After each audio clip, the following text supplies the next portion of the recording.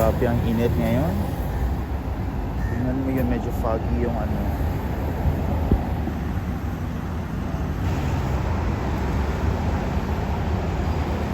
Medyo foggy. Doon, malayo.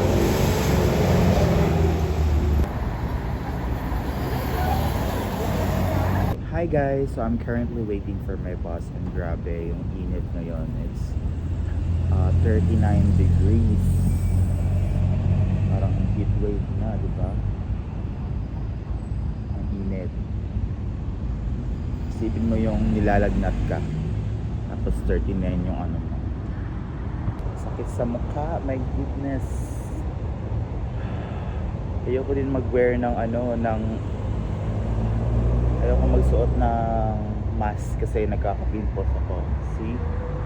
Kaka-pimples ako, allergy ako dun sa mask. So, yeah, tiisin na lang natin ilang months na lang ba? Or ilang days na lang lalamig na din itong Dubai. There are days na hindi naman ganun ka-init and meron ding days na grabe. Parang ganito, almost 40 degrees. Oh my goodness. Brother, nakakaya ni ate kahit anong kayo.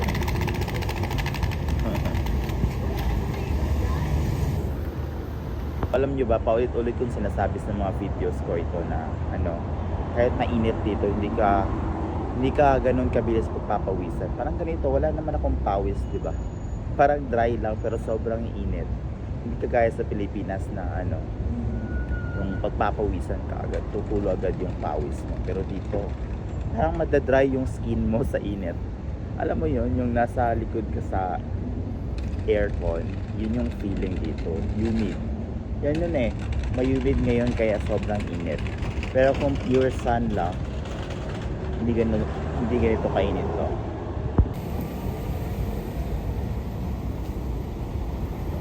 It's really the humid that makes it more hotter today.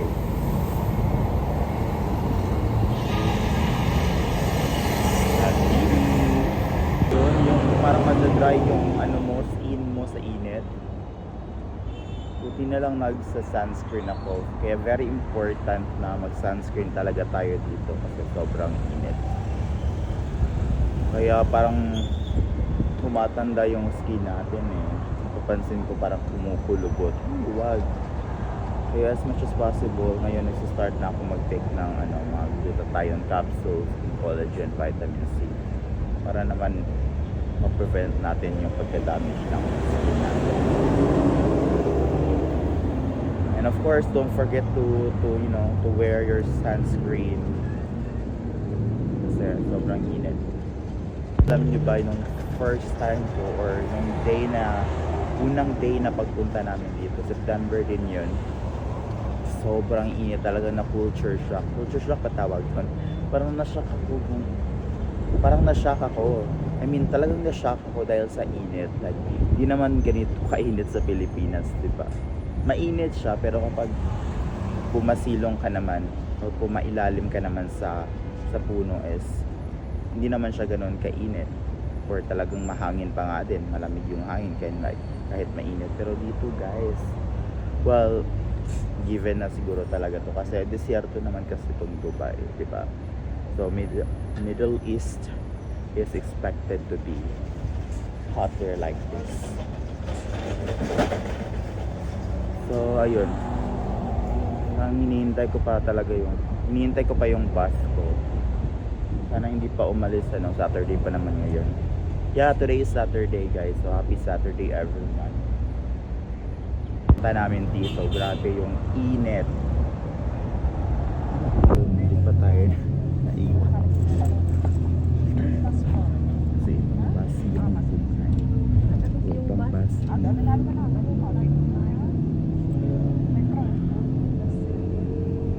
Buti tinawag ako ng driver.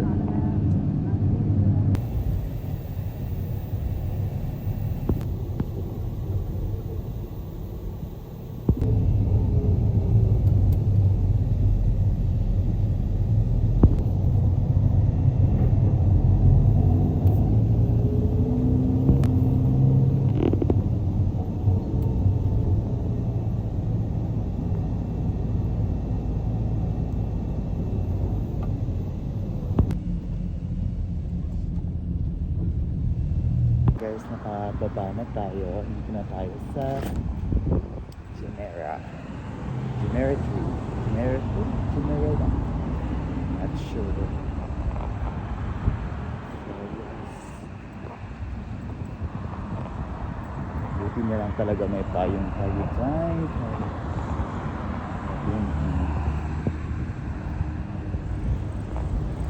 Ganda dito. There's villas, mansion houses.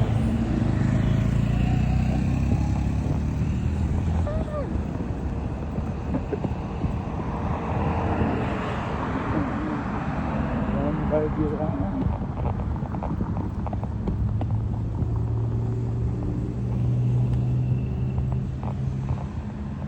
I love here. It's peaceful.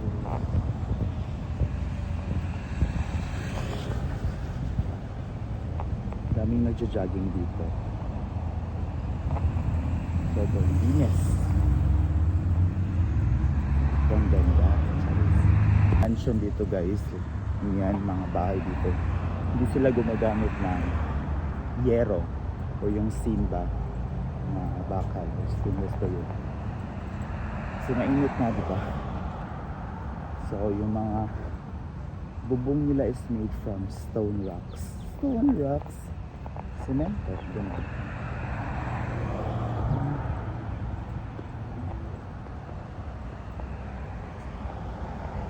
So, ang ganda dito.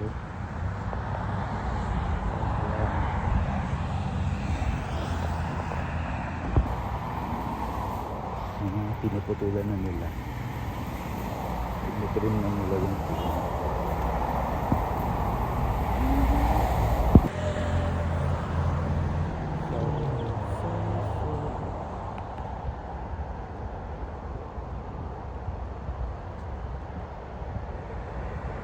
So, yun lang guys. Thank you so much for watching and follow me for more Dubai vlogs. Bye!